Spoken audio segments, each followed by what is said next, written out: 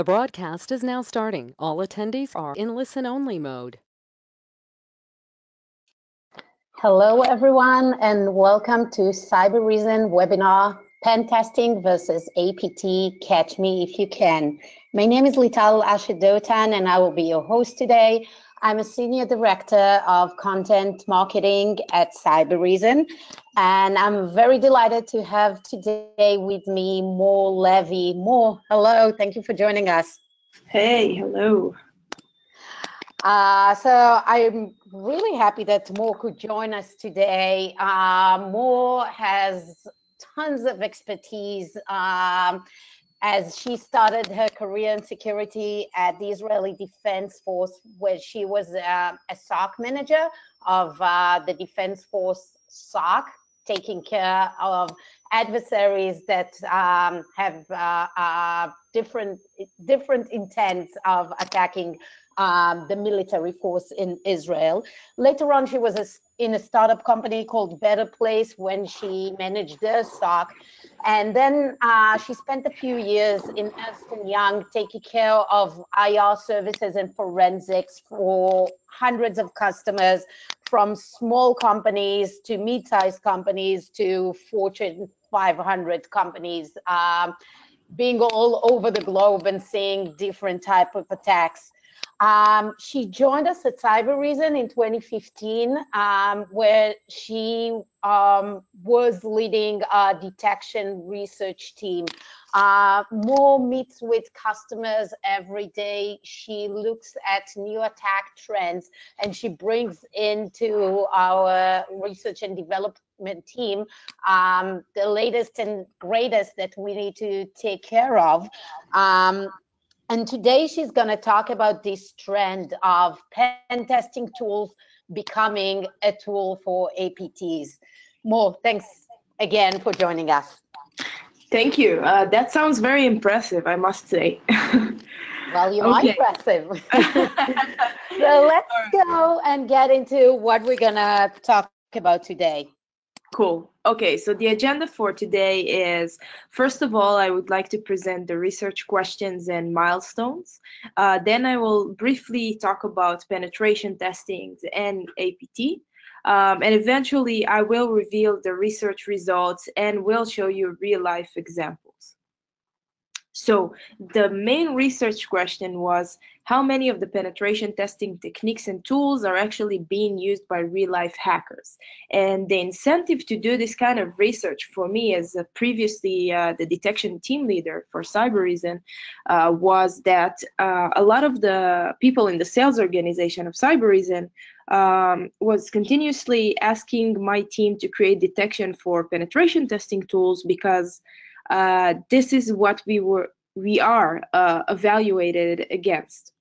And then I thought to myself, well, we need to give security value to existing customers as well. So are there real life attacks that attackers actually use penetration testing techniques or tools that we could leverage as part of our research, not just for selling the product, but also to give constant security value? So that's where this question came from. So in order to answer that question, I needed to create several milestones in order to eventually get to the answer, because this is a very big answer. And in order to answer it, I first of all need to understand what is considered to be a penetration testing tool, what is considered to be an APT, advanced persistent threat, and then I can actually start to look around and see if there are any threat actors that use penetration testing tools. So this is like a domino. If there are threat actors that use penetration testing tools, are they related to a specific country? Are they attacking a specific sector, business sector? And if so, why they should use penetration testing tool? So to be honest, when I started this research, I was very skeptic, and I thought that we will create detection for those tools, but just because we are evaluated against them. But I wanted to check and to see if maybe I'll be surprised. So as I said, first of all, I needed to define what penetration testing is. So just a little bit of background and history. This concept of penetration testing was first introduced in the mid-60s as part of defense units like CIA and NSA and so on. And in general, penetration testing is a simulation of an attack in order to improve security level of an organization or specific product. There are many areas of expertise for penetration testing. There is web application, there is external infrastructure, internal infrastructure, Wi-Fi and network in general, code review, and so on. So there are many areas of penetration testing, but I focused on the areas that they are more relevant to an EDR vendor like us, which are the more internal infrastructure penetration testing that eventually leverage an attack on the endpoint. Because a lot of the other areas like web application, external Wi-Fi, vulnerability scanning are mainly used for the first phase of the attack, which is penetration. So what kind of tools does pen testers use? So there are the most famous exploitation frameworks like Metasploit, Cobalt Strike, and Kali Linux. There are very famous scanners like Nmap and Nessus, credential dumpers like Windows Credential Editor and Mimikatz, and of course there are many PowerShell frameworks. The most famous are PowerSploit and Empire. Obviously there are plenty more tools, but I chose to focus at least on this list, but eventually I focused on even less tools because each one of those frameworks has many tools in it that I could not cover in this research. A little bit of the history of penetration testing tools. So I want to understand when attackers actually started to use the famous tools. And then I realized that Nmap, Nessus, Metasploit, all those tools exist for quite a long time. And actually Cobalt Strike is the most recent tool or framework that was released in 2012. Obviously, there are plenty more tools that get released every week or every month, open source tools. But I'm talking about the more of the big framework, attack frameworks that pen testers eventually use, and those frameworks know how to constantly update with new tools. So now after I defined what penetration testing is and which type of tools I want to focus on, I wanted to define what advanced persistent threat is considered to be. So first of all, the term was first used in 2006. Again, it was very much influenced from the military. US Air Force colonel was the one that invented this term. And what we are considering an APT is a sophisticated attack that includes, and this I want to emphasize, several attack phases, meaning not just the penetration or usage of zero-day exploit, but also foothold, persistence, lateral movement, reconnaissance, and so on.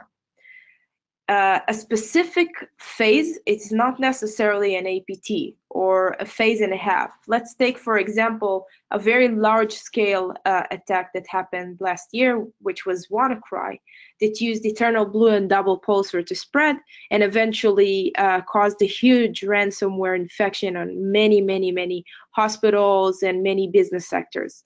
Was that an APT? That is a huge question mark. I would consider it an APT if the ransomware attack was eventually just a cover-up to do something else, like a wiper.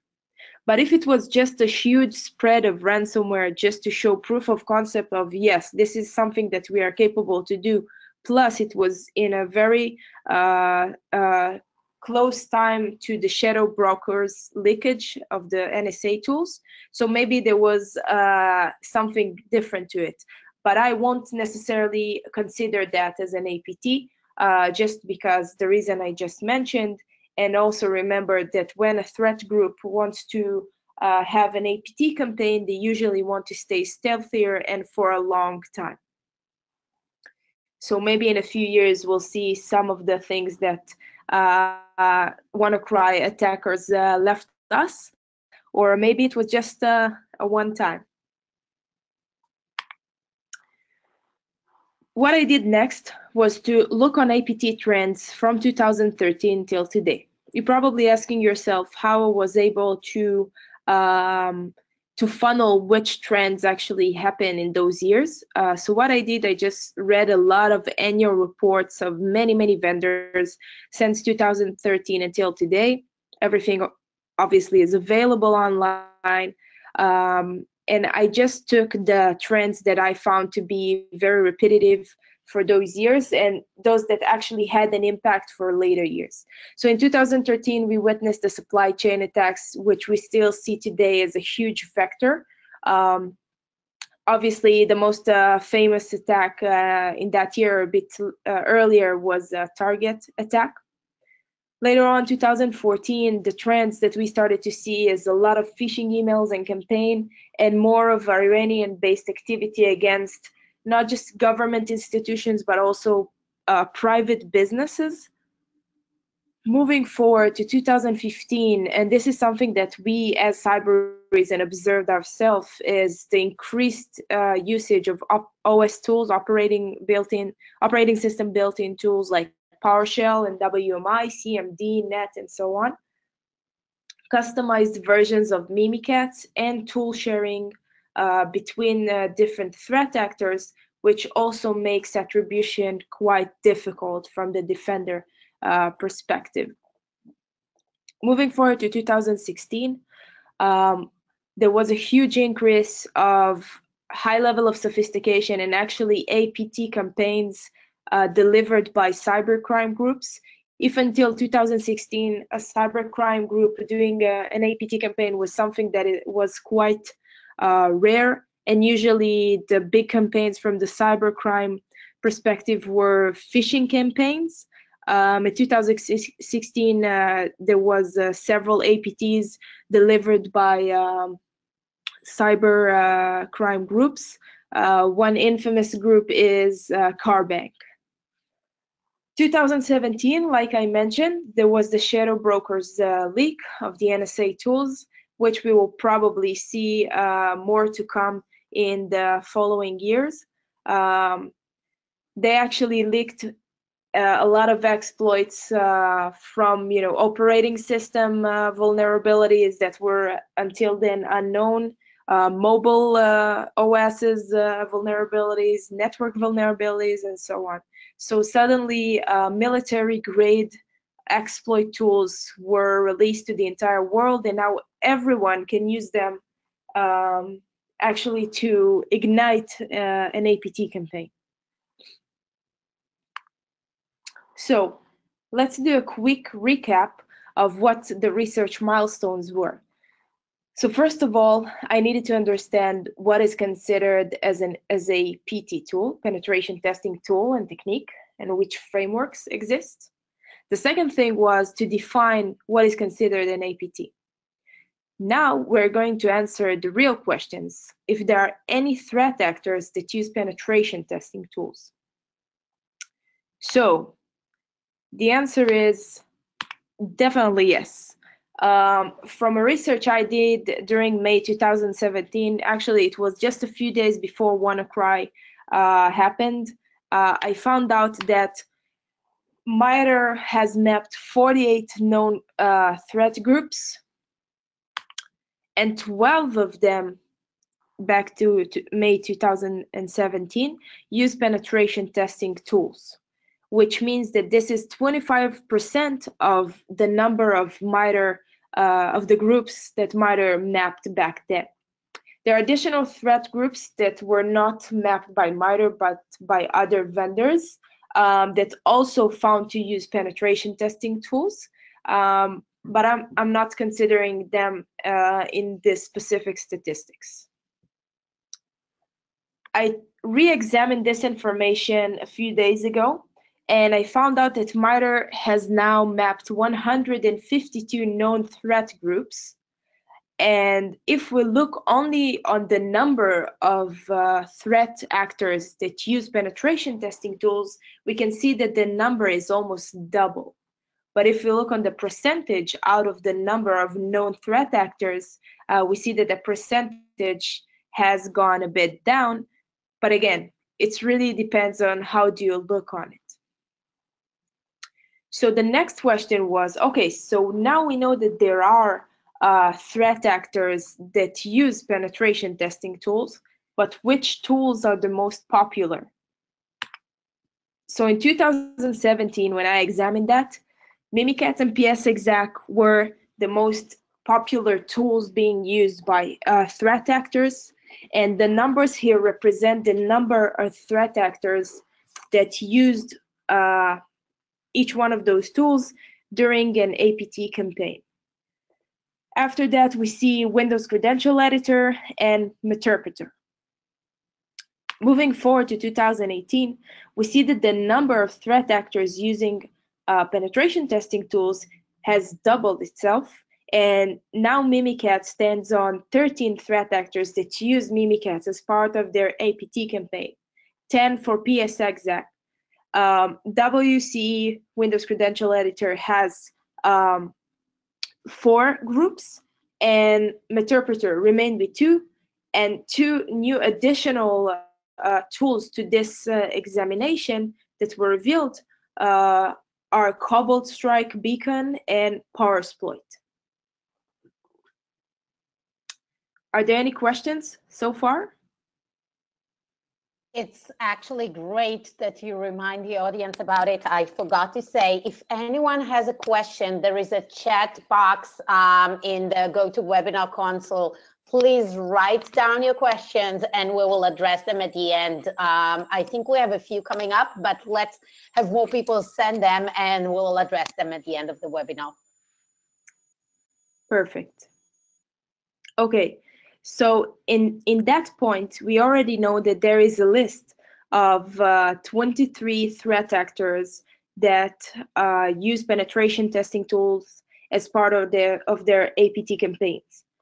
We know we have a list of tools and which ones are the most popular. So now the next question that I had is where they originate from. Whoops, sorry. Before that, just to see that the trend continues from 2017 to 2018, we see that the amount of usages per tool has doubled itself, okay? And we predict that this trend will continue even more when time goes by. So back to my question, where do they originate from? So as you can assume, there are Iranian groups, Russian groups that some of them are cybercrime and some of them are nation state. And of course, there are Chinese groups. There are also unattributed groups that it's very hard to say where they originate from. Sometimes forensic investigator or threat intelligence analyst rely on the language the attackers speak, but it doesn't necessarily says where they originate from or what their motives are. Another thing that I want to mention in regard to those statistics is that we will work on a white paper that actually lists the names of the threat actors, which business sector they tend to attack, and how many times they used penetration testing tools and which tools they use. I also want to mention. Yeah, we will send this white paper that we are currently working on to all the attendees on the call. It will come up in the next few weeks. And as Mor mentioned, it will describe the different APT groups, the targets, and the specific pen testing tools that they tend to use in the attacks. Just to give you a perspective about those that you should care more about in your specific industry. Cool. So now we know where does those threat actors originate from. So the next question was to know which business sectors are being attacked by those threat actors and by those tools. So the victims are aerospace, finance, hospitality, health, political groups, telecom, government, banking system, and obviously retail. So eventually we can see that any kind of big business sector or ones that are related to government or political organization can be a potential target for those threat actors, meaning that probably most of the market is exposed to be under attack using one of those tools. So now the question that remains is, why does those threat actors using penetration testing tools? So first of all, the incentive for the attackers to use penetration testing tools is they are free, they are open source, and to attribute the usage of a specific tool to a specific threat actor, it's very difficult because those tools are available online and anyone can use them. If it's me or someone in Bangladesh or someone in United States, it's very hard to say who is the person behind that. Also, usage of those tools save a lot of research time and money. And again, this depends. If the attackers want to achieve a specific goal, like to steal credentials of specific user, it's very easy for them to use Mimikatz in this kind of version or another, instead of write their own tool or capability that does that. That takes much more time. And the threat groups work sometimes like a business. On the other hand, there are several reasons for the threat actor not to use penetration testing tools, because the default samples, if we download Mimikatz as is from GitHub and execute that, it will probably be prevented by our antiviruses, IPS, and so on. Also, those tools sometimes lack the capabilities that the adversary needs, meaning that if the adversary needs to exploit a specific PLC in order to penetrate a specific factory, they probably won't use open source tools because there is the chance that this specific PLC or factory already patched that vulnerability. On the other hand, it's worthwhile trying. What we see in the past years is an increase of the combination of usage of open source tools and tailored tools and customization to those open source tools. So what I want to share with you now is some real life examples that we were actually witnessed in the past 3 years. We already answered on all the research milestones, and eventually I was the skeptic one that thought that probably if there is someone that's using the penetration testing tools, there will probably be cybercrime groups and not nation state actors. But eventually I saw that there's both nation state actors and cybercrime threat groups that use penetration testing tools as part of their APT campaigns. And this is not specific for one sector like financials, but many business sectors are being attacked by those threat actors and those tools. So let's go over now on several real attacks, real APTs that we had the chance to investigate in Cybereason, that we witnessed the usage of those tools. So the first story I'm going to show you is a story that it's a real story, a true story that I investigated when I joined Cybereason. This was the first APT I investigated as part of being a member of a Cybereason team. What we've observed is that the attacker used the OS tools to propagate lateral movement. They used net commands and especially netuse to do lateral movement and to connect from one machine to another using SMB. We were actually able to see the machine name, the user, the password, and everything that they type in. Other than that, we saw them send ping commands to the remote machine to see if it's online in order for them to understand if they will be able to log in to that machine.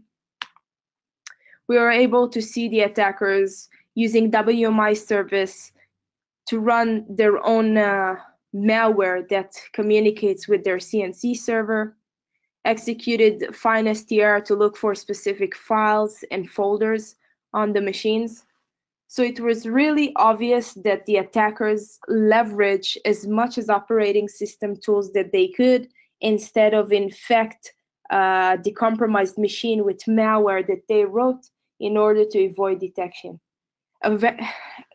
So in this case, sorry, they actually eventually used only one tailored malware that they wrote themselves.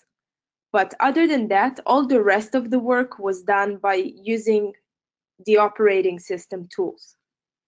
So if we are relying on traditional antivirus and we say, okay, if it detected and blocked a specific malware, then I'm safe.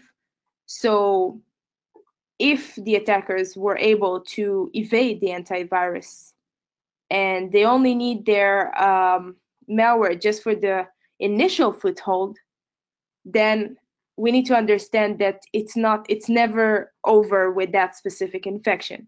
There's much more to the story than this. This is just a single tool, a single point in time where the attackers use the specific malware, but they have a lot of other steps taken afterwards. And that's why it's considered an APT, like I mentioned before. Several layers, several phases of attack.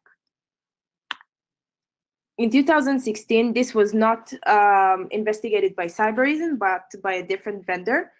There was an APT called Monsoon, where the attackers was using Meterpreter as their backdoor. So the forensic investigators were able to identify Meterpreter because they were actually seeing from the network dumps that the PCAP files, obviously, that Meterpreter commands were received from the C2 server. So anyone that uses Meterpreter knows that, get UID, sysinfo, all those stuff, those are the initial stuff that you do when you have access to the machine, when you do the migrate process. Other than that, the investigators noticed that Meterpreter Meterpreter was downloaded using encoded PowerShell that leveraged AutoIT backdoor. A bit later this year, we saw the same technique, not specifically for the AutoIT backdoor, but the same technique of usage of encoded PowerShell to download a payload from a CNC server. And then after we decoded this payload, we found out that this was Cobalt Strike Beacon DLL that was downloaded. And afterwards, after the Beacon DLL was loaded, we found out that it was also a Meterpreter payload on that machine that communicated with the CNC server. So in this specific case, we saw many penetration testing tools in usage: Cobalt Strike Beacon, Meterpreter, and PowerShell with encoded command. Another technique that was used in this specific APT that we've investigated was credential theft by PowerShell that executed invoke Mimikatz. This PowerShell eventually executed runDLL, the legitimate and signed runDLL process that we found out that injected reflectively Mimikatz DLL into LSAS, and in that way the attackers were able to steal the credentials. In this same incident, this wasn't the only variant of Mimikatz. We've also identified another variant of Mimikatz. In this case, Mimikatz was packed. So as you can see, the hash was not identified by any antivirus vendor. Sorry. But we were able to detect that when we looked on the command line of this DLL hosts process, and we saw a very obvious Mimikatz command that were executed. So again, same APT, so many penetration testing tools and techniques that were used, but not in their original form. In this specific environment, we also found the usage of netcut, which allows also some kind of a backdoor or connection to CNC server. As you can see, the hash was not identified by any antivirus vendor. In this case, the icon has changed. The name of the process has changed to this KB something something that might look like a knowledge base installation by Windows. But eventually, when we look on the command line, we can see the path of the file, and we can see that it communicates with the CNC server on specific ports. And we were able to understand that this is part of the infection as part of this APT. In this specific case, and you can read more about it, it's called Cobalt Kitty. In this specific case, there was an ever-evolving attacker that always changed their MO, and we were constantly chasing them down and trying to understand what is going to be their next step. Another Mimikatz usage that we've observed in 2017 was Wally backdoor. This is a new backdoor variant that we've detected last year. And Wally backdoor, what it did after the exploitation was to inject Mimikatz module to, in this case, into Internet Explorer process. And again, just to inject Mimikatz, it's just Mimikatz module, but so if it was the file as is, it was probably detected by an antivirus. But eventually, because it was injected to a legitimate process, it was not identified. How would you handle this? So first of all, handling this is not trivial, because this is something that we are, as a company, as a research team, investing a lot of time to detect and to understand when this is a test and when this is a real attack. We also leverage our capability to do a real-time analysis of the process's memory or the endpoint memory in order to identify more sophisticated injection techniques. And eventually, with all the detection and visibility capabilities that we have, we still do a lot of proactive hunting to look for this type of anomaly behavior, like we saw with the DLL loading for this specific process that is signed and verified and look very legitimate. Looking on the command line, looking on the execution hierarchy, all those stuff, this is part of the things that we do in the hunting area. So now it's time for Q&A. Excellent, and we do have questions coming in. The first one is, why did you choose to focus on the pen test tools that you chose to look at? So as I mentioned earlier, I wanted to focus on tools that usually leverage the endpoint and are executed on the endpoint. And those tools like Mimikatz and PowerShell and Meterpreter are the most popular tools that I've observed so far. And those are the tools that are actually being used as part of the evaluation for an EDR product. So that's why I chose to focus on them. Great. An interesting question, I think. What about the developers of these pen test tools? Are they doing anything to limit the use to unethical purposes? Is there any attempt to stop this use by hackers? So as far as I've seen, none of the developers of those tools have ever said something like do's and don'ts. I think that from their perspective, they're releasing those tools to the, to the community, and they're not necessarily dealing like cops with that. So they're not taking any kind of responsibility in regards to what's going to happen with that next. Even so, Benjamin Delphi, the developer of Mimikatz, is constantly challenging vendors, saying that they are able to detect Mimikatz, and he is always improving Mimikatz to be stealthier and with much more capabilities and features. Well, the better it is, the more usage they get, right? Yeah, yeah. No matter if it's legit or not. Exactly.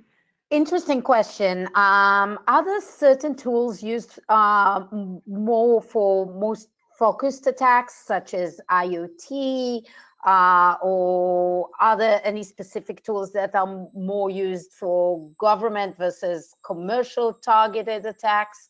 Have you seen those trends? I think we touched it a little bit, and we're probably going to touch it in our white paper, but maybe you've seen already some of those targeting trends. Yeah, so I think that the more targeted attacks that we've observed included the usage of a very obfuscated PowerShell, like I showed earlier, which the PowerShell is usually highly obfuscated with encoding and compression or obfuscating of the characters themselves. And this leads to the download of the second payload, which is usually either Mimikatz or Meterpreter. Those kinds of things we've observed to happen in a more targeted attacks, just because of the stealthy level and sophistication. Another question that is kind of related. Are the known tools particularly used for attacking ICS, industrial control systems? So not that I am aware of until, but I think that this area is not covered enough, either from vendors or from APT investigation. So what I did, I relied a lot on data that I've seen as being in Cyberism, and also a lot of online data that is being published. But I think that the visibility that we currently have for back office networks versus the visibility and knowledge that we have for industrial networks is much, much more different. And I won't be surprised at all to see the usage of those tools.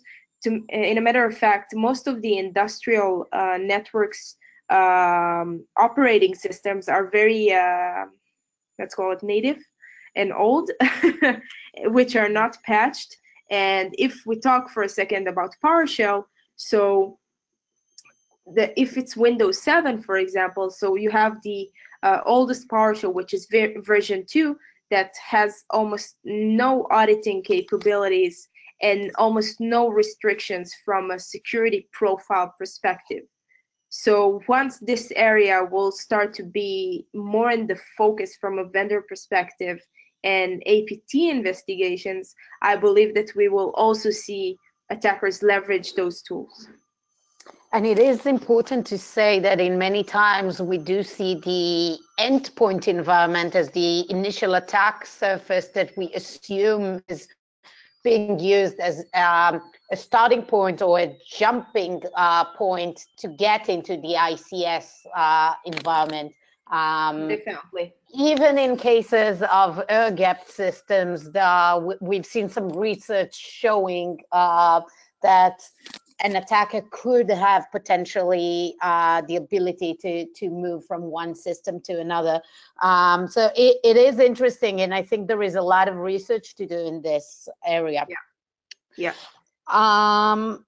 Moving on, I think somebody is referring to the map of APT players. Somebody is asking, does it mean that Americans and Europeans are not hacking? And I'm smiling because we had this conversation before. Yeah, earlier.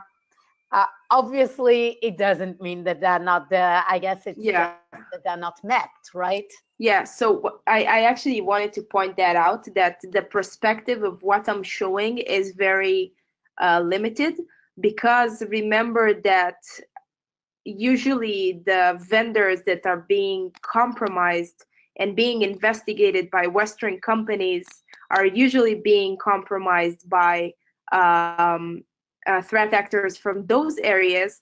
But it doesn't necessarily mean that, threat actors from United States, Israel, Europe, whatever, are not using or, leveraging those tools to do their own thing. I just don't have the visibility for it. That's all.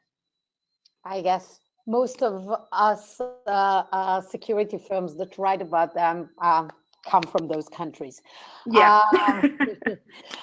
Another question, are threat actors using other tools that are not popular among pen testers? Any examples that you Definitely. can think of? So definitely they're using their own tools, their own built-in tools, and I recommend to everybody to go to MITRE website to see their list of threat actors. And for each threat actor, they have a mapping of all the tools they use, either their own internal tools or more well-known tools like penetration testing tools. I don't remember it by heart because there are 152 threat actors and a lot of them has their own customized tools. But I do recommend, and if you guys want, I can send you the link in the chat right after we finish the Q&A. And last question, I hope I understand it correctly. In your examples of breaches, can you find out where vulnerability lies in the firewall and fix it? If you can't find it, is there a way to find the vulnerabilities?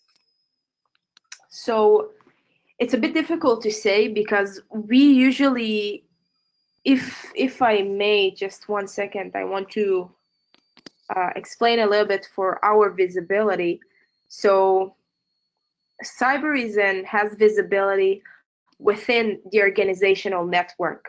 All the perimeter is being protected by other type of products like firewall and so on. So my point is that we are usually seeing one of those things happening, one of those phases, and then we are trying to backtrack how this happened. To be honest, it doesn't necessarily mean that there was some kind of vulnerability in the firewall, because let's just say that the attacker sent a phishing email, it went through the mail server, no problem with it, and by that there was a download of a malicious file, created foothold. This file can communicate back with the CNC server now with any valid port for 443 or 8443 or port 80 or any kind of port that is open, like I showed you in one of the examples. If I go back, just want to show you guys that in this case,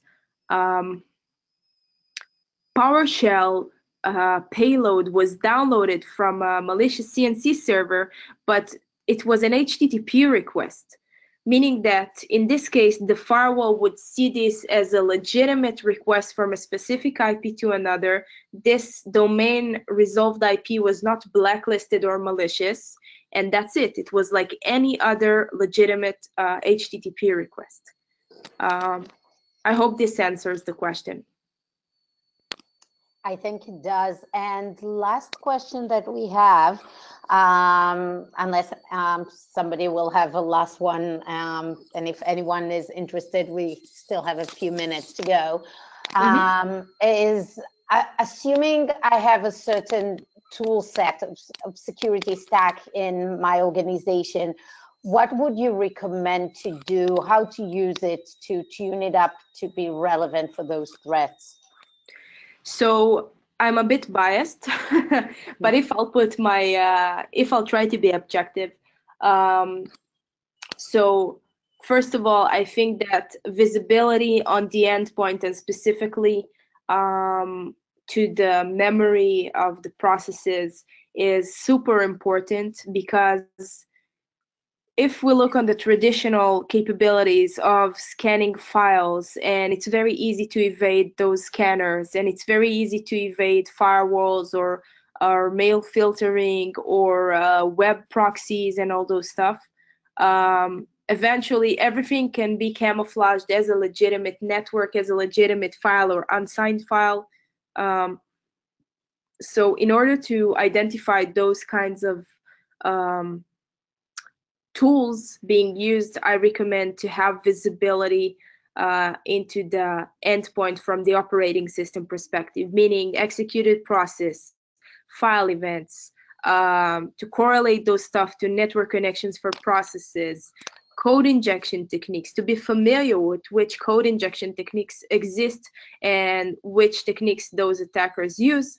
That's what I would recommend to do.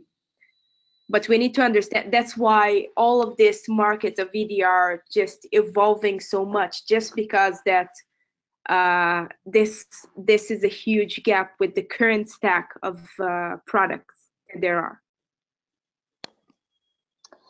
And I think we have time for one more question. Somebody in the audience comments, I think that tools that we must be afraid of are custom-made tools written for a specific task in a specific environment without being detected. Do you agree with this statement? I agree that we should be afraid of any tool that we cannot detect. It doesn't matter if this tool is customized or not, because eventually once the attacker has a foothold that we are unable to detect, and they can stay in the network for a long time and do whatever they want, that's where we need to be worried. Yeah, because, and it's interesting. Yeah. We've seen so much a combination of targeted, unique tools that are being matched or meshed with other tools that are off-the-shelf tools. So it's very rare, I guess, to see an attack that uses only very high-end, sophisticated targeted tools. Is it right? I believe so. I believe that the only actors that has this kind of capabilities are nation state that has a lot of research funding and complete units that is what they're doing. And I won't say more about that. Obviously, and most of our customers should carry about lower level attackers. Obviously, we all care about nation state, but let's not forget the number of groups of APT-like players that are not nation states, but just advanced cyber crime groups. Yeah. They will go and reuse tools. So we do need to care about this. Obviously, at the they can also sell end. Yeah, they can also sell their own, let's just say they did a huge phishing campaign. No one cares about it because it's a known phishing campaign. And then those threat actors go to a specific government and sell them this foothold that they have. And now suddenly you are being attacked by someone else, but someone, the initial attacker that breached to your environment is now different, and someone is leveraging what they did. Totally. And I think that was a last question for today. Thank you, Mor, for joining us. I think you gave us wonderful insight into the topic. Thanks, everyone. A recording and the slides will be sent for everyone that attended, and for those that missed it, it will be sent too. I hope to have you all join us again in our next webinars. Thanks, and have a great day. Thank you. Bye-bye. Bye-bye.